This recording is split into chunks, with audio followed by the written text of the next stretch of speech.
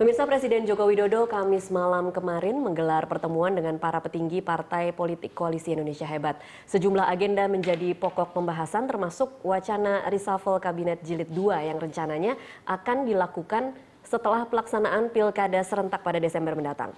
Apakah reshuffle Jilid 2 nanti memang menjadi keharusan sebagai upaya perbaikan kinerja kabinet atau hanya sekedar mengakomodir perubahan dinamika politik pasca bergabungnya Partai Amanat Nasional atau PAN sebagai partai pendukung pemerintah? Untuk membahasnya telah hadir bersama kami di studio peneliti senior CSIS J. Kristiadi. Selamat malam Pak Kris. Ya, apa kabar? Baik Pak Kris, terima kasih sudah hadir nih di studio kami meskipun jalanan di ibu kota macet sekali. Penuh perjuangan tadi sampai di sini. Ya, penuh perjuangan. Terima kasih sudah hadir. Ya. Dan juga bergabung bersama kami melalui sambungan telepon Ketua DPP PAN Yandri Susanto. Selamat malam Mas Yandri. Malam Mbak Tasha, Assalamualaikum. Waalaikumsalam. Mas Yandri, kita akan langsung bertanya mengenai pertemuan tadi malam. Apa sebenarnya yang dibahas dan seberapa rinci sebenarnya kemudian pertemuan ini menyinggung soal reshuffle? Yang pertama, PAN kan nggak diundang dalam pertemuan itu. Jadi kita secara detail atau apa agendanya kita nggak tahu. Tapi menurut saya pertemuan antar partai politik, apalagi dengan presiden yang didukung oleh partai politik, itu sesuatu hal yang biasa. Nah, apakah isinya menyangkut masalah reshuffle atau kepentingan yang lain, saya tidak tahu. Yang jelas PAN menghormati pertemuan itu dan sekali lagi bagi PAN itu adalah pertemuan yang biasa. Gitu. Sejauh ini komunikasi PAN dengan pemerintah atau dengan Presiden Jokowi seperti apa dan sudah seberapa jelas sebenarnya sinyal yang ditangkap oleh PAN bahwa akan dilakukan reshuffle, Mas Yandri? Ya, awal PAN bergabung dengan pemerintah kan nggak ada deal, misalkan PAN dapat berapa menteri, posisi apa, itu nggak ada. Nah, semenjak PAN bergabung komunikasi ketua umum itu tentu sangat intensif, sangat baik. Tetapi sampai hari ini di internal partai melalui rapat-rapat resmi, belum ada penyampaian dari ketua umum bahwa akan ada tawaran reshuffle, kemudian PAN dapat berapa menteri, itu belum. Nah, karena memang bagi kami diajak atau tidak diajak, kami tetap menjadi pendukung pemerintah. Kalaupun nanti misalnya ada reshuffle, saya pastikan itu bukan karena ingin mengakomodir PAN, tetapi karena Pak Jokowi ingin memperbaiki kinerja pemerintah. Jadi kalaupun nanti ada reshuffle, dan menurut Pak Jokowi ada kader PAN yang baik, tentu akan kami persiapkan gitu loh, Mbak Tasha. Oke, kalau seperti itu komunikasinya, tetapi bagaimana dengan komunikasi partai-partai lain yang berada di KIH?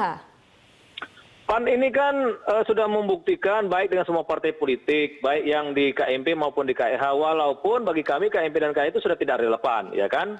Itu terbukti dengan pilkada, nggak ada lagi batasan antara KMP dan KIH.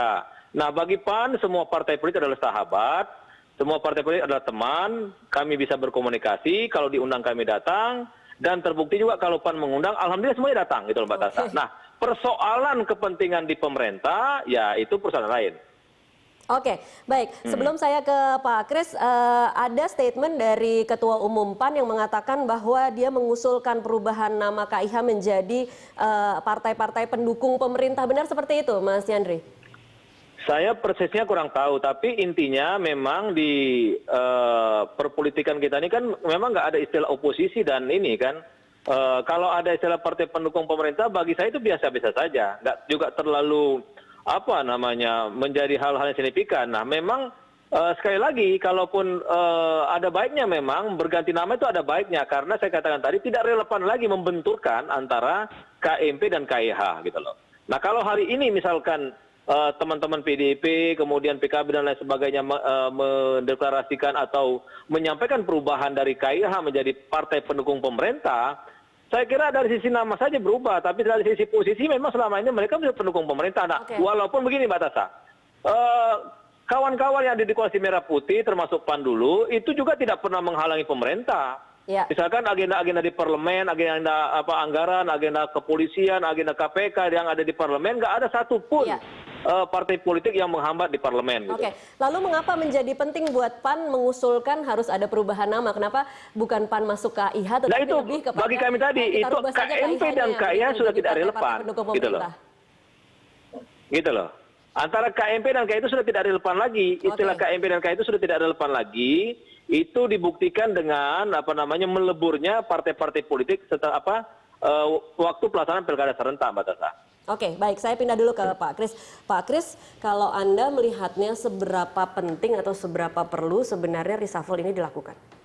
Sebetulnya kalau saya isunya bukan reshuffle itu sendiri. Isunya bagaimana Pak Jokowi setelah setahun ini melakukan konsolidasi kekuatan di politik ini, terutama dengan perimbangan dengan di DPR dan konsolidasi pemerintahnya. Ini saya kira yang penting di situ. Andai kata reshuffle mesti ke sana itu tujuannya itu. Nah, untuk urusan PAN ini Mbak, sebetulnya kalau saya flashback ke belakang, PAN ini sebetulnya insting dan rasa perasaan saya nih.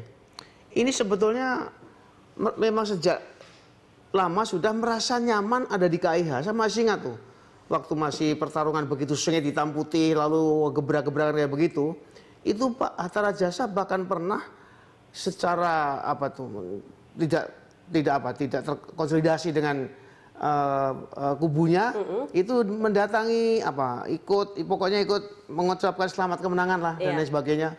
Tapi yang sangat fenomenal adalah pernyataan Pak Zulkifli Hasan pada saat begitu kekehnya lawan daripada Pak Jokowi dan Pak Yusuf Kala ini setelah menang, mereka kekeh sekali tetap harus kalau perlu maju ke MK lagi bla bla bla bla.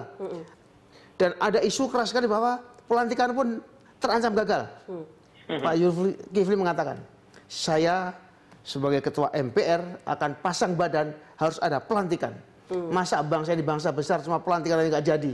Mau jadi apa bangsa ini? Jadi Anda mau mengatakan hatinya memang sudah ke hati itu sudah mulai nyaman lah ke sana dan sebagainya. Dan juga saya kira cara-cara Pak Zulkifli sangat halus, sangat sopan dan sebagainya. Dan kemudian masuk kepada suatu momen sekarang ini yang bagi saya sudah agak lebih pasti lagi. Tapi memang caranya caranya sangat halus, tidak kemudian juga ada deal dan minta menteri, enggak lah. Dia pelan-pelan bagaimana lah secara alamiah akan terjadi itu. Menurut Pak Kris akan terjadi friksi tidak ketika sudah ada nih partai-partai pendukung yang namanya KIH yang memang sudah punya posisi menteri dan mendukung Jokowi sejak sebelum menjadi presiden, yang kemarin katanya ada statement bahwa mereka sudah berdarah-darah menyusung Jokowi sampai jadi presiden. Akan ada friksi tidak kalau ketika tiba-tiba ada PAN nih tiba-tiba nyanggong di tengah masuk, kemudian hanya dengan mengatakan saya mendukung pemerintah, berapa bulan kemudian dikasih posisi menteri. Ini saya kira yang nanti akan seleksi yang akan berat kalau memang akan dilakukan reshuffle di antara partai-partai utama pendukung ya. Itu saya kira paling berat. Tapi saya kira yang masih bisa lebih mudah dilakukan pergantian ya yang tidak ada kekuatan politiknya kan. Dan kita tahu semua tuh siapa itu dari KIH yang selalu menyoroti menteri tertentu ya kan. Dan saya kira juga itu juga bersambung oleh koalisi merah putih dan sebagainya, seperti orang menyebut nama Rinso, tahu ya Rinso ya? Rinso Ibu Rinisu. Siapa sih? Oh iya. Sumarno disebut terus meresebut dan terus dihajar oleh dalam tanda petik ya oleh dari beberapa kader dari PDIP. Itu bagi saya sudah mengindikasikan itu bahwa ini kira-kira mungkin ya kayak begitulah. Tetapi tentu saja yang tetap kita harapkan dari PAN ya, itu bahwa nanti andai kata memang ada tawaran menteri untuk tentu ada akomodasi politik, itu betul-betul yang kalau disediakan suatu kementerian betul-betul dipilih orang yang memang mengerti persoalan, orang yang memang ada dedikasi untuk hal yang menyangkut kementeriannya. Dan kemudian juga menurut saya Pak Jokowi juga betul-betul kemudian konsolidasi pemerintahan ini juga dilakukan. Memang ada kemajuan. Sekarang ada Mas Pramono Anung yang sudah bisa memberikan penjelasan secara sangat baik lah. Lebih baik daripada sebelumnya. Ya, daripada sebelumnya. Dan saya kira memang kemudian juga masih ada lagi tapi yang pernik-pernik yang harus dibenahi. Misalnya bagaimana seorang presiden bisa terkaget-kaget mendengar ada peraturan menteri. Ya kan, itu artinya apa? Artinya memang konsolidasi ke dalam itu kedodoran. Saya baru dengar juga siang ini kalau kemudian ada Ibu Menteri yang hebat tuh, Ibu Menteri Susi mengusulkan suatu peraturan mengenai pemberian tarif kepada pembeli ikan laut dan sebagainya lah, seperti itulah yang juga lampirannya itu begitu banyak yang belum sempat dipelajari. Ya barang-barang begini ini yang apakah ini sudah betul-betul diketahui oleh presiden karena ini peraturan pemerintah nih. Ya. Dan hal seperti itu harus juga dilakukan. Manajemen pemerintahan ini juga harus segera mengikuti reshuffle ini sehingga jangan kemudian ada kesan bahwa reshuffle ini bongkar pasang hanya terbatas kepada transaksi kepentingan yang kemudian justru semakin tidak akan menjadikan pemerintahan itu efektif kalau begitu. Oke, Pak Kris, tapi apa yang akan terjadi ketika reshuffle dilakukan dan kemudian memang ternyata terbukti PAN itu diberi posisi di kabinet, apa yang akan terjadi terhadap image Jokowi yang dulunya diusung katanya koalisinya tanpa ada transaksi begitu, tidak ada. Ya itu sebetulnya beginilah, pokoknya tidak ada politik tanpa transaksi, tidak ada. Cuma dosisnya. Dosisnya itu transaksi untuk mewujudkan cita-cita mereka, transaksi yang berdasarkan keyakinan bahwa saya yang paling penting adalah untuk pendidikan dulu, ini urusan bangsalah, swasembada pangan belum dulu. Itu juga sejenis transaksi itu. Ya. Tapi jangan sampai transaksi-transaksi yang untuk sebetulnya hanya kompetisi bagaimana berbuat paling baik untuk rakyat, itu justru porsinya lebih kecil daripada dosis bagaimana saya mendapatkan kedudukan di sana. Karena saya sudah mengeluarkan investasi yang besar sekali. Jangan sampai ke sana. Nah, jadi oleh karena itu menurut saya beginilah. Ini reshuffle ini harus menjadi penyempurnaan baik di dalam kompetensi ya dari menteri-menteri yang bersangkutan, tetapi juga leadership Pak Jokowi juga harus ditunjukkan. Iya. Bagaimana dalam mengelola menteri-menteri yang memang begitu beragam latar belakang politiknya itu betul-betul terpaku pada satu tujuan, yaitu apa? Yaitu target-target yang ditujukan sudah secara bertahap diputuskan oleh secara politik oleh mereka sendiri kan. Oke, baik, kita break dulu Pak Kris dan Mas Yandri, tahan dulu. Ya. Kita masih akan kembali usai jeda komersial berikut.